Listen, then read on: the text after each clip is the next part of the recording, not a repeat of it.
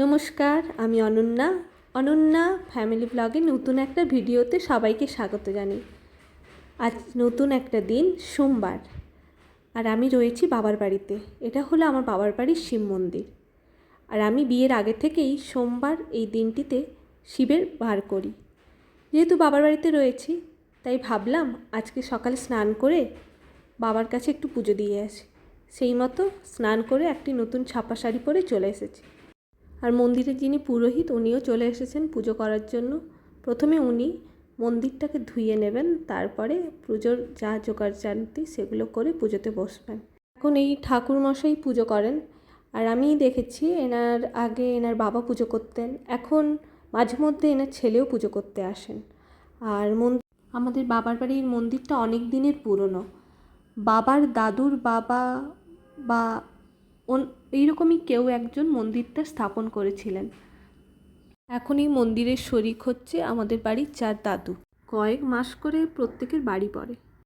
আগে তো দাদুরা করতেন, এখন বাবা জেঠুরা, পরবর্তীকালে আমার যে ভাই দাদারা রয়েছে, কাকু জেঠুর যে ছেলেরা রয়েছে, ওরাই এই মন্দিরের সব দায়িত্ব পালন করবে।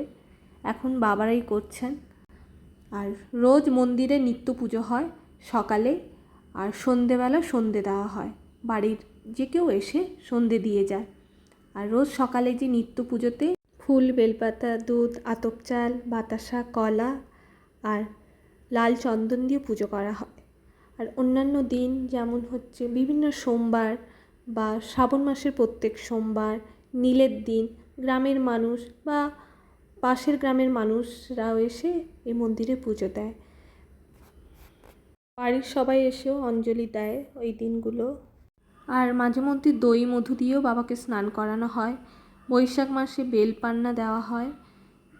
আর শ্রাবণ মাসে বাড়ির সব মা কাকিমারা ফল দিয়ে, দুধ দিয়ে বা ডাবের জল দিয়ে পুজো দিতে আসেন বিভিন্ন রকমভাবে। কিন্তু নিত্য পুজোতে আমাদের মেন ওই যে সামগ্রীগুলো ওগুলো লাগে। এইভাবেই আমাদের চলে আসছে দিনগুলো, রীতিনীতি এইভাবেই চলছে। আশা করি আগামী দিনগুলো এইভাবে চলবে। তো চলুন আমার সঙ্গে সঙ্গে আপনারাও পুজো দেখতে থাকুন। ওম নমঃ শিবায়, ওম নমঃ শিবায়,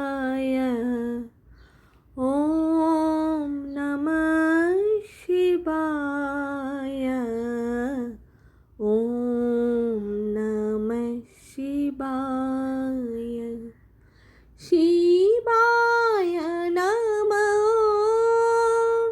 শিবায় নমঃ, ওম শিবায় নমঃ।